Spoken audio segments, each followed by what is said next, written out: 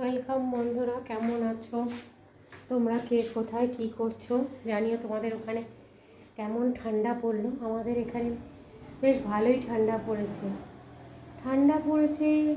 জানি পড়েছে ভালো।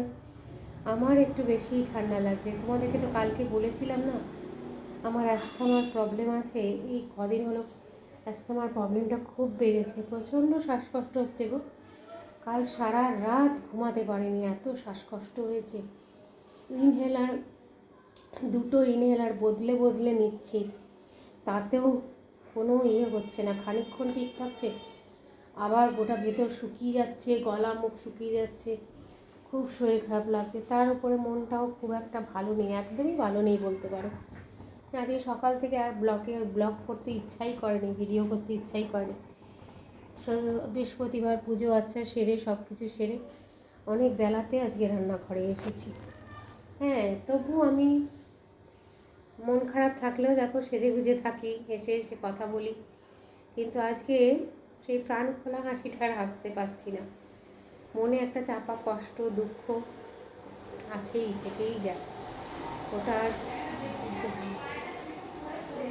যায় না। খুব মনটা খারাপ আছে, ভালো নেই, কাল থেকেই মনটা খারাপ। তো তোমরা আমার পাশে থেকো, সাথে থেকো, আমাকে এগিয়ে যেতে সাহায্য করো। আমাদের মনের খবর আর কে রাখে বলো?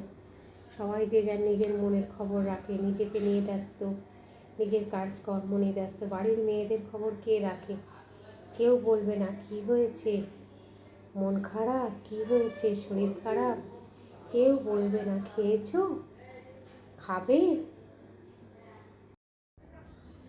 এই যে একটু ছাদে উঠেছি, ছাদে উঠে এসেছি। আমাদের ছাদে ঘরের ছাদের রুমে এদিকে অনেক পায়রা থাকে জানো তো। হঠাৎ ছাদে দেখছি একটা পায়রা, এ দেখো কেমন পড়ে আছে পায়রাটা। তারপর কাছে গিয়ে দেখছি পায়রাটা মরে গেছে, একদম প্রাণী নেই। কি হয়েছে কে জানে, কিভাবে হলো বুঝতেও পারছি না। দেখে খুব খারাপ লাগছে। এখানে কম্বল সব রোদে দিয়েছি, কালকেও রোদে দিয়েছিলাম। জামা কাপড় মেলেছিলাম, অনেক জামা কাপড় আজকে কেচেছি মেশিনে, সব শুকিয়ে গেছে। মা নিয়ে চলে গেল, এখনো কিছু রয়েছে। তো কাল যেহেতু রাত্রে ঘুম হয়নি, সেই জন্য আজকে শরীরটাও ভালো নেই, একদম ভালো লাগছে না কিছু। আর আমার আজকে খুবই শীত করছে, আমি সেই জন্য জ্যাকেটটা হুডিটা বার করে পরে নিয়েছি। কে কী বলবে আমার অত দরকার নেই। আমার ঠান্ডা লাগছে, আমার শরীরের অসুবিধা, আমাকে তো করতেই হবে বলো। যাই হোক, তোমরা সবাই ভালো থেকো।